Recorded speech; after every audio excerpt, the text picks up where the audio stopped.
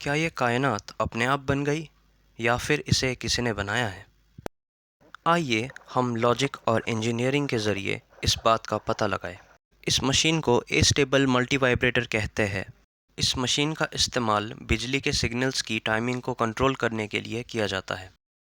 इस सिमुलेशन में आप देख सकते हैं कि कैसे ये मशीन लाइट को बिजली के सिग्नल्स से चालू और बंद कर रही है। हमारा दिमाग भी ऐसे ही बिजली के सिग्नल्स के ज़रिए दिल को चलाता है। आइए इस मशीन को बनाते हैं। एक बात ध्यान में रखिए कि इस मशीन के जो कैपेसिटेंस और रेजिस्टेंस वैल्यूज़ है वो बहुत ही केस सेंसिटिव है। इसीलिए रेजिस्टेंस और कैपेसिटेंस वैल्यूज़ को सही से चुनिए। डिस्क्रिप्शन में सर्किट डायग्राम दिया हुआ है। इस मशीन को बनाना बहुत आसान है, लेकिन इस मशीन को बनाना बहुत मुश्किल। ये है एक सेल, सारी की सारी जिंदा चीज़ों में सबसे छोटी जिंदा चीज़। जैसे मल्टीवाइब्रेटर छोटे छोटे पार्ट्स से बनती है, वैसे ही सेल्स भी छोटे छोटे पार्ट्स से बने होते हैं। साइंटिस्ट्स का मानना है कि पहला सेल करोड़ों साल पहले पानी में बना था।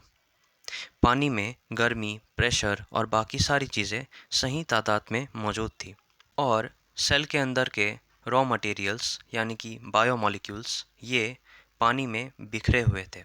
जैसे डाइस फेंकने से हादसाती तौर पर कोई भी नंबर आ सकता है, वैसे ही एक दिन हादसाती तौर पर सेल के पार्ट्स एक साथ आ गए और सेल काम करने लगा, यानी सेल जिंदा हो गया।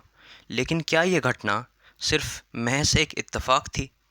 क्या ये घटना अपने आप हुई थी, ऑटोमेटिकली हुई थी, खुद ब खुद हुई थी, या फिर इस घटना को किसी ने किया था? क्या इस सेल को किसी ने बनाया था?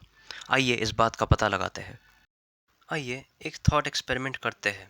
अगर ये पार्ट्स लाखों, करोड़ों, हजारों सालों तक इत्तेफाक से, बाय चांस, रैंडमली, प्रोबेबिलिस्टिकली अगर एक दूसरे से टकराते रहे, तो क्या इत्तेफाक से मेरा बनाया हुआ ये सर्किट अपने आप बन जाएगा?